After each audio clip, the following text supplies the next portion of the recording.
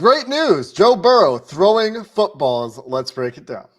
You are Locked On Bengals, your daily Cincinnati Bengals podcast. Part of the Locked On Podcast Network, your team every day.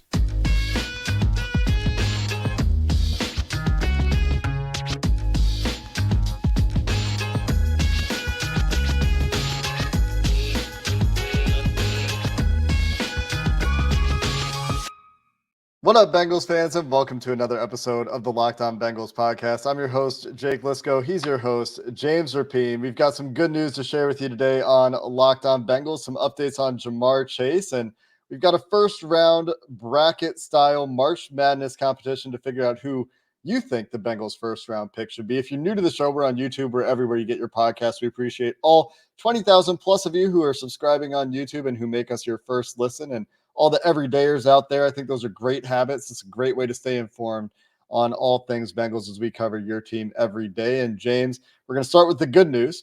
We're going to get to the Katie Blackburn comments on Jamar Chase's contract and that extension that the Bengals will eventually work on, and then we'll get into that bracket. But we started hearing on Monday night that Joe Burrow was throwing footballs, and through some due diligence on your part, we were able to confirm for our Locked On Bengals insiders first, and then on SI.com, you have an article up. Joe Burrow throwing footballs. It's a beautiful day, and it's a big step in the right direction. And look, we kind of speculated about this on our last show. When you see him holding, and it's roughly a 40-pound dumbbell, might have been a little bit more, might have been a little less. It's like, okay, I'm sure he can throw. Well, we confirmed that he has thrown. Now, does that mean he's gone through a full throwing session like he does pregame or a full training camp's worth of throws? No. And the good news is he shouldn't at this stage. I wouldn't want him to, but he is going to ramp it up. And I think that this aligns with what Joe's goal is, which is to participate in the offseason program in May. What Zach Taylor hinted at the owners' meetings earlier this week is the fact that he is throwing, that he is working on it, that he has looked good, that he is getting stronger. And it aligns with the clips we've seen, not just the dumbbell stuff, but all of the explosiveness, all of the things he's working on that I talked about on our previous show, whether it's the speed, the explosiveness, the plyometrics, all the things that he's doing to be as athletic as possible this season. If he can grip, if he can throw the ball, if he can do all of those things now, well, now's the time to work on all of that other stuff too.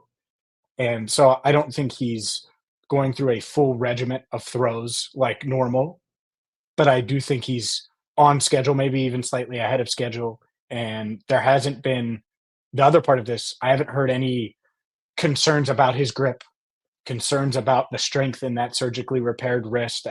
It's obviously his throwing hand, throwing arm. That is concerning, but so far so good. It feels like he continues to hit benchmarks and is on track to participate in the offseason program. So the next step for me is to hopefully see video, and we might not until the offseason program, but obviously he is throwing now, and that's good news.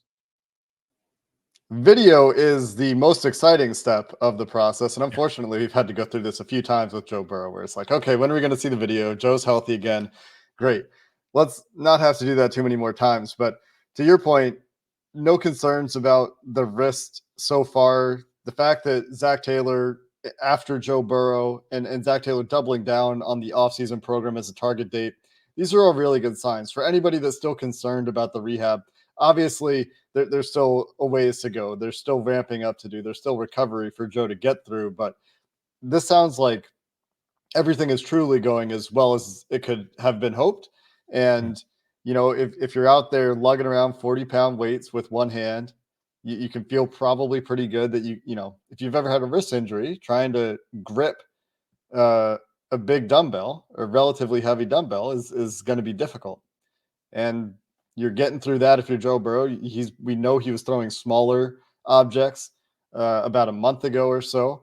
And so none of this terribly surprising. We even talked about it yesterday and speculated that, well, you know, if he is throwing, it's probably very controlled. It's probably not a full throwing program yet, but we didn't really have an idea of a timeline necessarily before it seems like it's a great sign that he's on track for the offseason program. And if he can get work into the offseason program and get ready for training camp on time, these are all great things for Joe Burrow, who we just keep waiting and hoping that one day this guy will have a routine football focused offseason. Yeah. And I think that this injury, there's very little blessings that come from it. Obviously, it's a really serious wrist injury. We've talked about it plenty of times here on Locked On Bengals, but I think it did force him to take a breather, period. You can only do so many exercises in the gym. You can only do so much explosiveness, whether it's sprinting, all of those things, because your wrist is still your wrist and you don't want to agitate it, hurt it, tweak it, anything. And so I think he did have to take a step back. And the good news is there's still plenty of time. That there's time to go through the offseason program. And then if he wants to go visit with his quarterback coach, Jordan Palmer, if he's still working with him or whoever he's working with in California before training camp, still plenty of time to do that after the Bengals offseason program when he's fully healed. So he's not 100% yet. I don't want anyone to think that, but he's getting there and he's on track. And this is certainly a big step in the right direction. And I don't know how long he's been throwing. I think that's the interesting point of it. To your point, though, I do think it is controlled. I think it's very count each throw, and that's that. And you go from there and you add on little by little, and hopefully that they can press the right buttons and get a healthy Joe Burrow, not only for training camp, of course, but for week 1 and the entire 2024 season.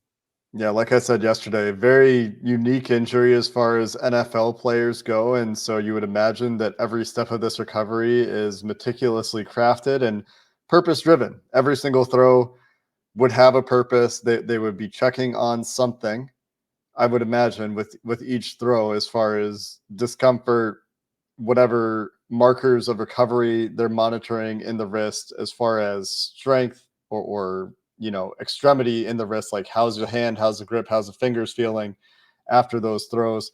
So yeah, all good news, and that he's on track for OTAs, and that the Bengals have now, or off the offseason program, and that the Bengals have now multiple times made that proclamation.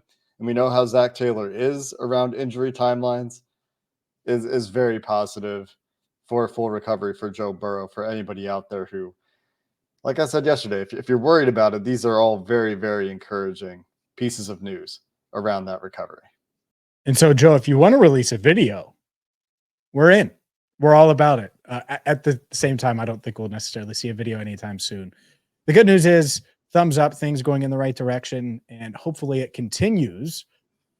Will the Bengals continue to, extend their top guys? They did it with Joe Burrow. The next guy in line, no, it's not T. Higgins, it's Jamar Chase. The latest on what Katie Blackburn had to say about a potential Jamar Chase extension coming up next. Today's show is brought to you by Gametime. Gametime is the spot you need to go right now if you're going to opening day. The Reds play the Nationals on Thursday, and you might not have tickets yet. That's fine. It's okay, because Gametime is here for you, and it's worry-free. They're going to have last-minute deals for you. So if you want to go downtown and enjoy the parade, and then all you have to do is have that Gametime app open, ready, use promo code Locked On. You'll get $20 off your first purchase, and you can see exactly what seats you're going to get with their viewfinder.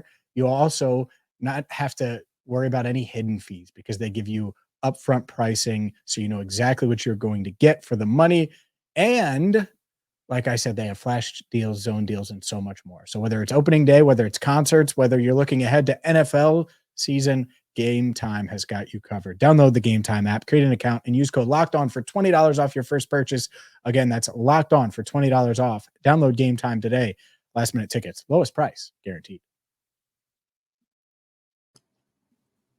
Jamar Chase has been clear that he would like to wait for Justin Jefferson's contract to be completed before he deals with his extension. Jefferson 1 year ahead of Chase, of course, in his NFL career.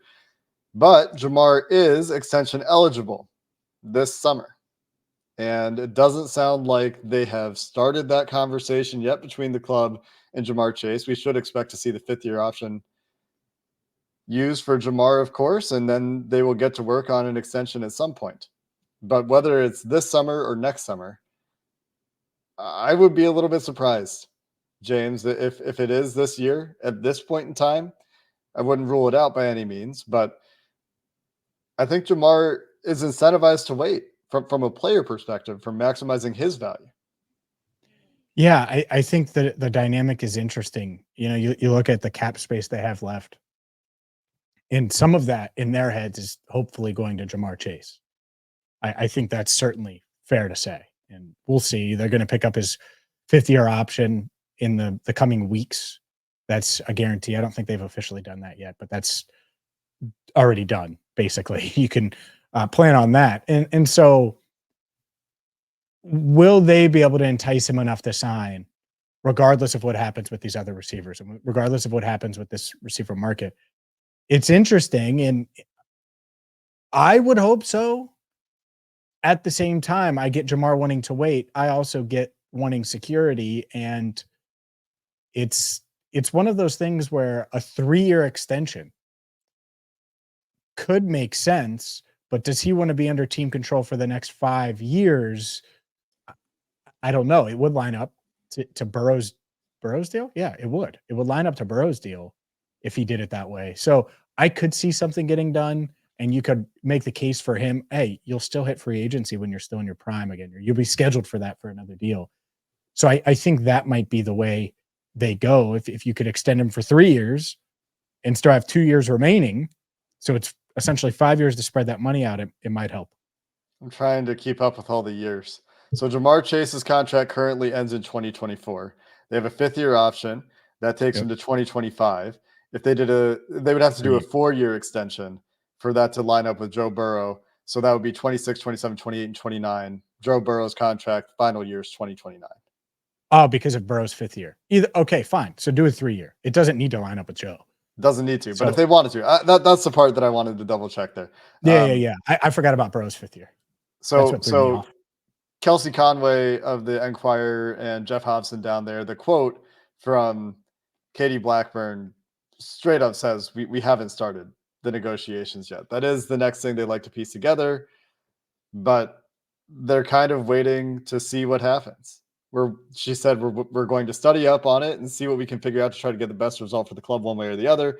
I think this was referring to the market that will be set for Justin Jefferson. But like you said, is it possible that the Bengals can do enough to get Jamar Chase to sign before Jefferson? I think that would be very difficult, because I think what Jamar wants to do is wait to see Jefferson's deal and say, okay, Bengals, do a little better. And if Chase does his deal before Jefferson, even if the Bengals have factored that in and said, okay, we think Jefferson's going to get, say, 30. So Jamar, here's 31. Jefferson's going to go out there and get 32.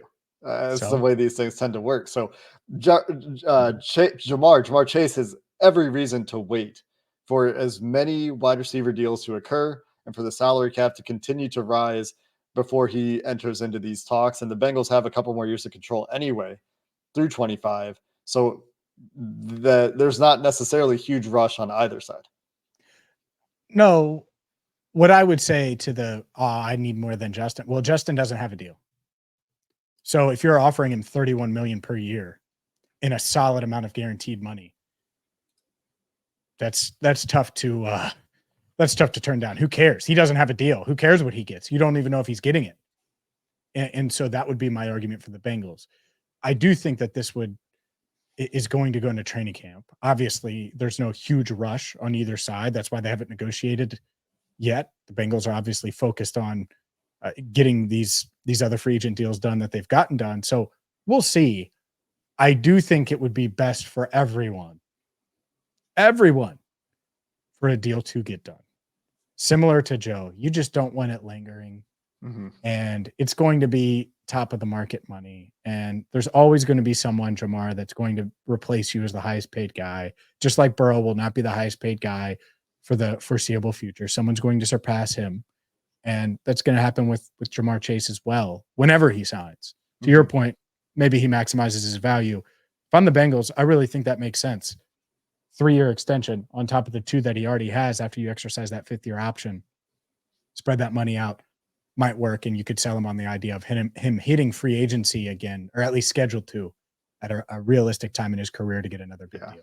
There's also something personal with Justin Jefferson. So there is that factor. The friendship, the little friendly rivalry they have. I think that is a factor for Jamar Chase as well.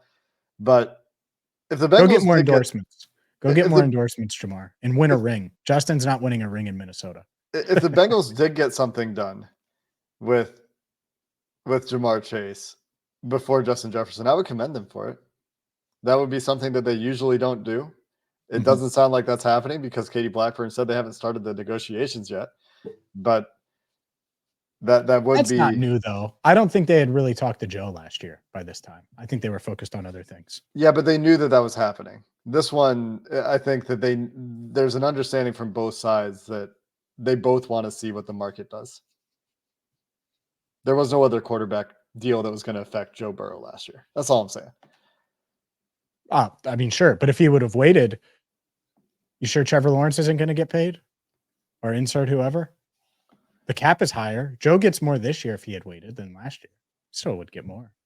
Maybe a little bit. I mean, he's still the top of the market. Yeah, For inevitably. No one else has gotten paid. No other. Yeah, inevitably guys are going to jump him. Obviously, that's the nature of the NFL. There was also a little bit of a side comment on T. Higgins. According to Bengals.com, Katie Blackburn said, "We'd like these guys. We have to work within the salary cap. We just have to figure out what that will mean, how it can stay together. That's what we have to work with and see where it takes us." Nothing really there other than we like those guys. They want to get through this year and then reevaluate. So nothing surprising from Katie Blackburn on that front, and kind of in line with our expectations that the Bengals are just going to try to get through this year with T. Higgins, unless they're absolutely blown away. I think is their position as far as keeping him or trading him. And so nothing new there, but interesting to hear from the team's executive vice president nonetheless. Yeah, for sure. And who knows? You never say never with those kind of situations. It doesn't feel like anything's going to happen. But man, the threat of that double tag, there is leverage there. Because you know who does not want to be double tagged? T. Higgins does not want to be double tagged. And the Bengals have plenty of room to do that if it goes that route. We need to get to an idea that you came up with that's really, really fun. It can be sort of a topic over the next couple of weeks, I think, or a couple of shows or whatever the case is as the bracket challenge rolls on. But Bengals, they have the 18th pick, and we have a bracket challenge as March Madness rolls on. We will get to that coming up next. Speaking of tournaments, FanDuel wants you to say goodbye to busted brackets because your bracket might be busted, or maybe you have UConn winning it all, and hopefully Dan Hurley and company, they do get it done, make it back-to-back because, well, he's a big Bengals fan, and, well, why wouldn't we root for him with no UC or no Xavier, no local teams really in it? The point is whether your bracket is busted or not, FanDuel is here for you. And they're America's #1 sportsbook for a reason, because right now you can get $200 in bonus bets when you use the FanDuel app and throw $5 and win with that first $5 bet. That's right. So your first $5 bet, throw it on maybe an NBA game and you think the Lakers are going to win like they did on Tuesday night in double overtime against the Bucks. Okay, well, if that hits, you get $200 in bonus bets right now with FanDuel.com. You can use it on point spreads, money lines.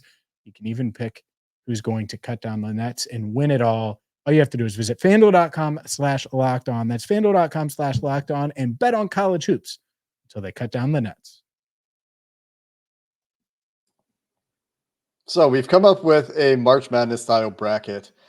16 players, only one can win, trying to figure out in single elimination fashion who Bengals fans think should be the primary target for that 18th pick in the draft. And you credited me for the idea, but this was spurred to action by Vincent Bayless, who just tagged me in a tweet and said, you should do a bracket.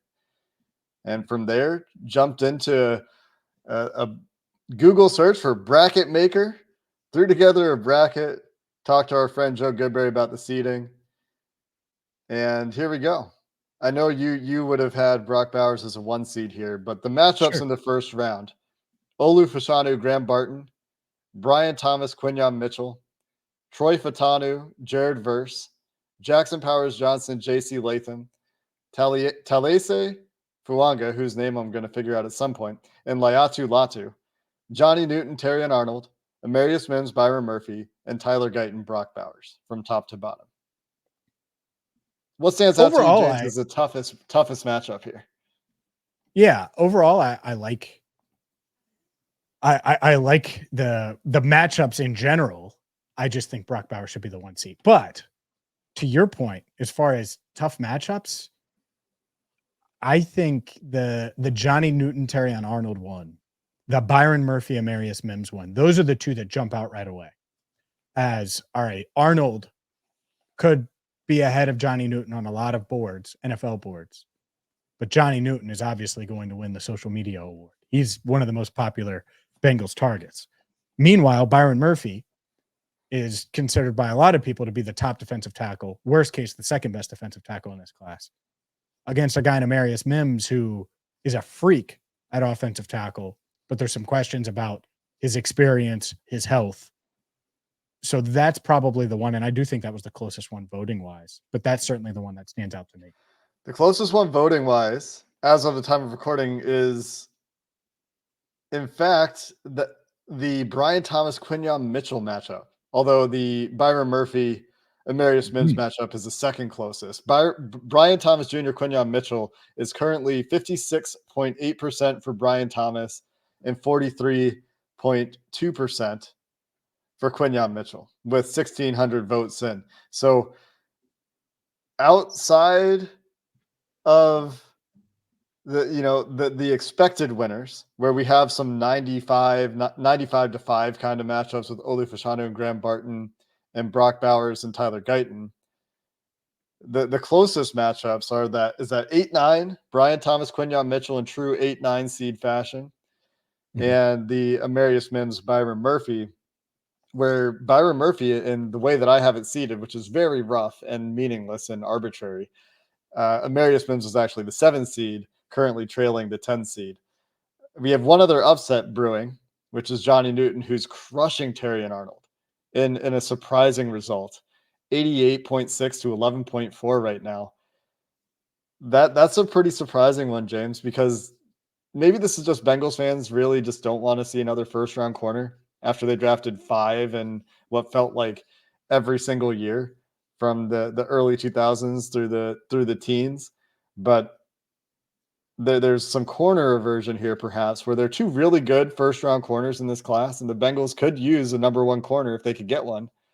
But defensive tackle thirst seems to be winning right now. Yeah, it does. And that's fine. I will say this, and I love wide receivers. You know, I love wide receivers. If the Bengals pick Brian Thomas Jr. over Quinyon Mitchell, and this is more to do with Mitchell than it does Brian Thomas, I'm going to crush him. I love Quinyon Mitchell. I think he's awesome. I think he's better than Terrion Arnold. You know it. You can see it. You can see it in my messages to you when we talk. I think he's an awesome player. And if he somehow fell to 18, there aren't many scenarios. Like, I love weapons and Brock Bowers is up there, but my God, Quinyon Mitchell is like, he's CB1 for me. And so it would be hard to say no. And these are the 2 corners that they could draft. And part of this exercise is preparing our listeners for that scenario, because if Terrion Arnold or Quinyon Mitchell are there, it's a decent chance they're picked. And the reason Brian Thomas is winning right now is not because he's a better prospect, because he's not. And I like Brian. It's not me thinking that he's not a good prospect, but it won't even be close. I would be shocked if it's even close on the Bengals board between Quinyon Mitchell and Brian Thomas Jr., just to put it in perspective, even though it's close in the voting. And I think we maybe haven't talked enough about the corners. We haven't talked about some of these guys very much, and perhaps there's some reflection on who people are aware of. And I know that we haven't talked a lot about the draft, which is obviously going to change over the next month. Well, here we go. I know that a lot of our listeners are doing their own, they have their own opinions. They're watching guys themselves. And a lot of you also probably are reading draft guides or listening to podcasts. And so let's just go through the matchups and say who we would have picked. And we'll talk about the results here as round 1 is wrapping up. The first matchup, the Olu Fashanu Gran Barton matchup, Olu Fashanu winning in a blowout, perhaps the most lopsided of all of these. And I think that's clear. Olu Fashanu would be my easy vote here. Although I do think Gran Barton, the reason he sneaks in here is because he is going to be a first round lineman. He's a very versatile lineman who could play all 5 positions, probably suited to the interior in the NFL, but played tackle, obviously, at Duke. That's the reason he's here. I assume, James, you agree. You're Fashanu over Barton here? It's not even much of a debate. Yeah. Fashanu for sure. But I agree. I think Barton should have made the cut. I think that's fair. The second one, and I already gave my opinion on it, and so I'll just get yours, but the Brian Thomas Jr., Quinton Mitchell, right now over 1,600 votes, 56.8% have Brian Thomas Jr., 43.2% have Quinton Mitchell. Your thoughts? Yeah, I would have voted for Quinton Mitchell here as well. I agree with you there. I like Brian Thomas like you do. He is a faster kind of T. Higgins style player. Yep. He's a vertical, big, young, downfield winning outside receiver.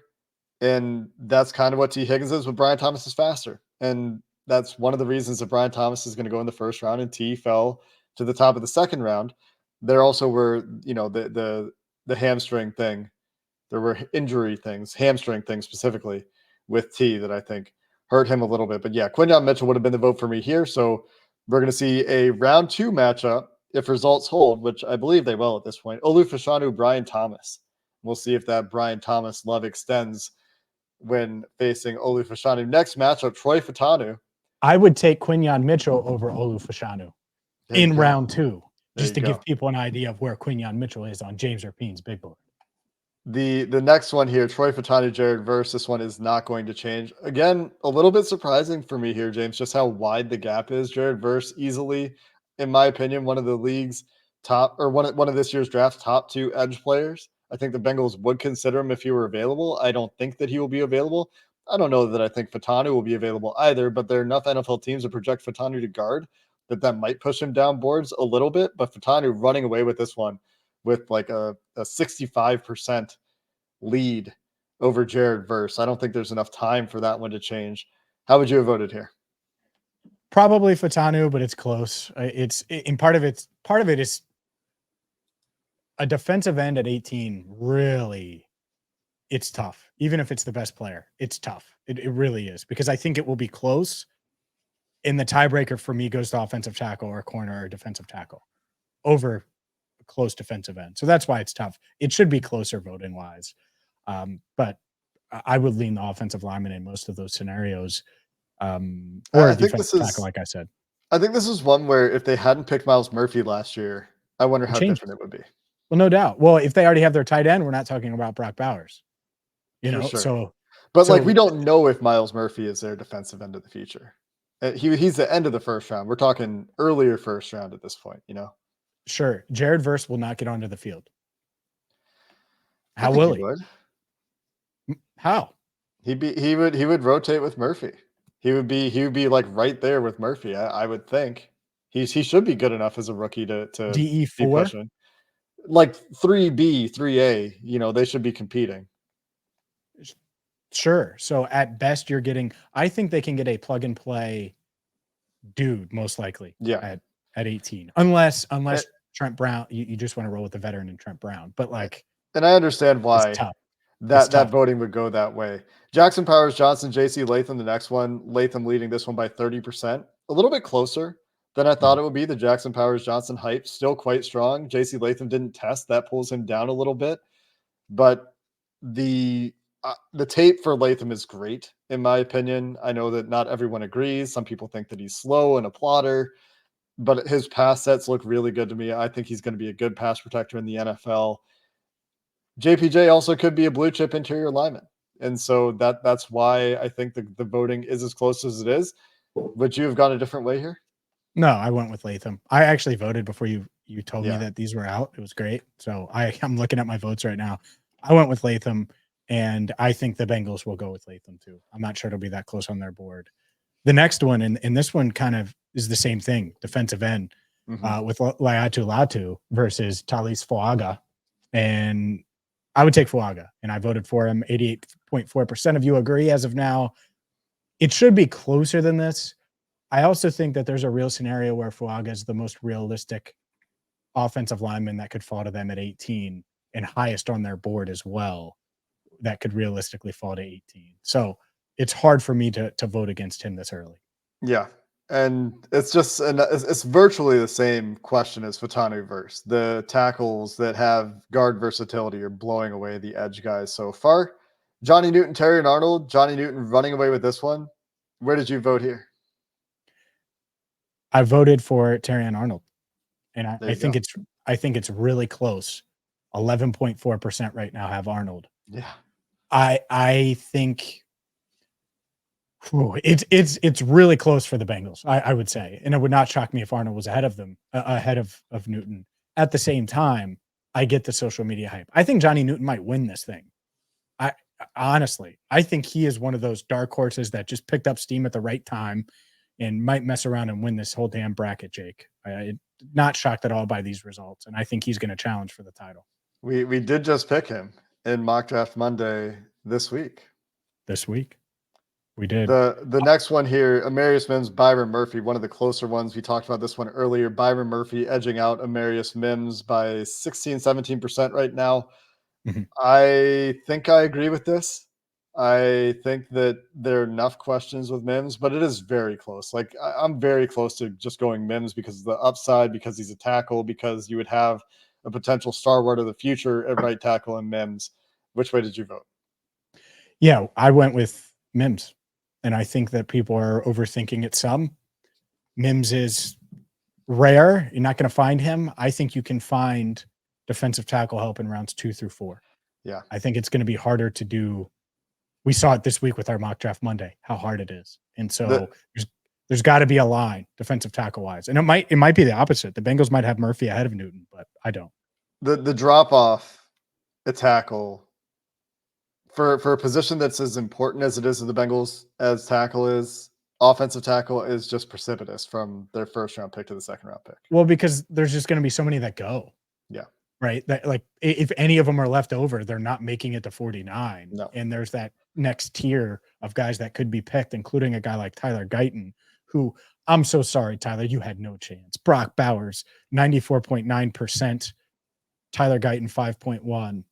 Brock Bowers is the other one. I think we could see a Brock Bowers, Johnny Newton final. But we won't see him in the finals because they're on the same side of the bracket because we didn't overthink the seeding here, Jake Lisco. So that semifinal is going to be lit. Yeah, the top half of the bracket has has quarterfinal matchups of Olufushanu, Brian Thomas, if results hold. Mentioned that one earlier. You've got our first same position matchup, 2 offensive linemen in Fatanu and Latham, a 4-5 seed matchup. And then Taliese Fuaga takes on Johnny Newton in the bottom of the bracket, and Byron Murphy, Brock Bowers. So should be some fun ones, should be some fun, difficult decisions for us to make and talk about as we work through this bracket in a different way that doesn't necessarily translate to how the NFL draft works, but a different way to pit some of the favorites for pick 18 against each other and see who you think should be the Bengals first round draft pick this year. We'll continue to keep our eyes on that, but that's going to do it for this episode of the Locked On Bengals podcast. Until next time, thanks for listening. Hoo day, and have a good one.